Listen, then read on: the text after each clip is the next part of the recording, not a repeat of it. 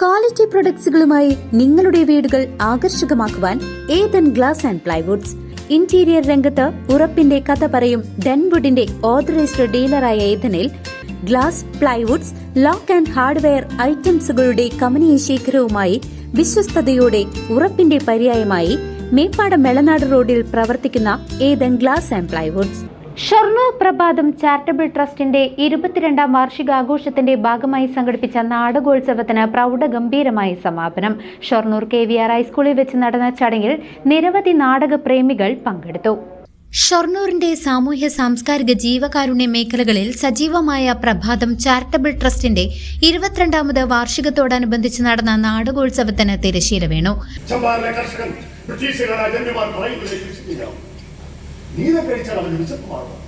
അവരവരുടെ കൃഷിഭൂമിയിൽ കർഷകർ ആവശ്യമായി കൃഷി ചെയ്യാനുള്ള അനുവാദം ഉണ്ടാകണം. നിങ്ങൾ ബ്രിട്ടീഷുകാരുടെ ജന്മിമാരും ഞങ്ങൾ അടിയാന്മാരുമായി ഈ അധിനിവേശം ഞങ്ങൾ അനുവദിക്കില്ല.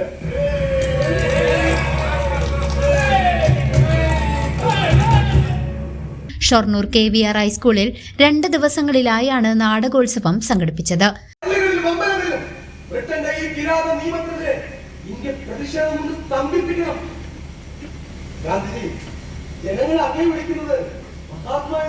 അത്തരം പല വിളിപ്പേരുണ്ട് ഗാന്ധിക്ക്. ബാപ്പു, മഹാത്മ, ഇനി എന്തൊക്കെ വിളികളാണോ വരാനിരിക്കുന്നത്.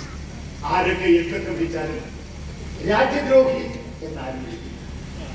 സമാപന സമ്മേളനത്തിൽ ട്രസ്റ്റ് ചെയർമാൻ MR മുരളി അധ്യക്ഷത വഹിച്ചു. Secretary MB Ratheesh, T Satheesh Babu, CN Bhavadasan, Unni master തുടങ്ങിയ പ്രമുഖർ ചടങ്ങിൽ സംസാരിച്ചു. എന്നാൽ ഈ വർഷം ചില പരിമിതികളൊക്കെ ഉണ്ടായതുകൊണ്ടാണ് ഇങ്ങനെ ചുരുങ്ങിയ നിലയിൽ വാർഷികം സംഘടിപ്പിക്കുന്നതിന് തീരുമാനിച്ചത്. നാടകോത്സവം നമുക്ക് കഴിഞ്ഞ വർഷം നടത്താനായില്ല. ഞാൻ ഇന്നലെ അത് സൂചിപ്പിക്കുന്നുണ്ട്. എന്നാൽ ഈ വർഷം സെപ്റ്റംബർ, ഒക്ടോബർ മാസങ്ങളിലായി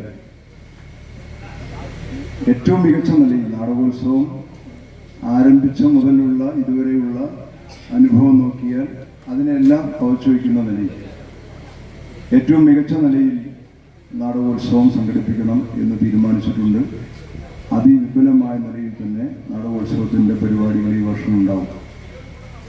പ്രഭാതത്തിൻ്റെ ജീവകാരുണ്യ പ്രവർത്തനങ്ങൾ ഓരോ ദിവസം കഴിയുന്നതോറും പുതിയ പുതിയ ഉത്തരവാദിത്തങ്ങൾ ഏറ്റെടുത്തുകൊണ്ട് മുന്നോട്ട് പോവുകയാണ്.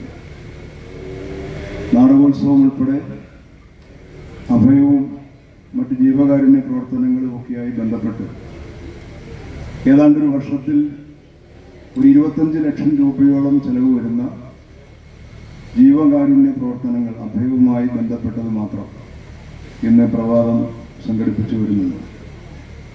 അതെല്ലാം നിർധനരായ, പ്രത്യേകിച്ചും വൃദ്ധരായിട്ടുള്ള അനാഥരായ മനുഷ്യരുടെ വിവിധ നിലയിലുള്ള സംരക്ഷണത്തിനും പരിചരണത്തിനും വേണ്ടിയുള്ളതാണ്. സമാപനത്തോടനുബന്ധിച്ച് അരങ്ങേറിയ ഗാന്ധി എന്ന നാടകം കാണാൻ വൻ ജനക്കൂട്ടമാണ് എത്തിയത്. News desk CCV.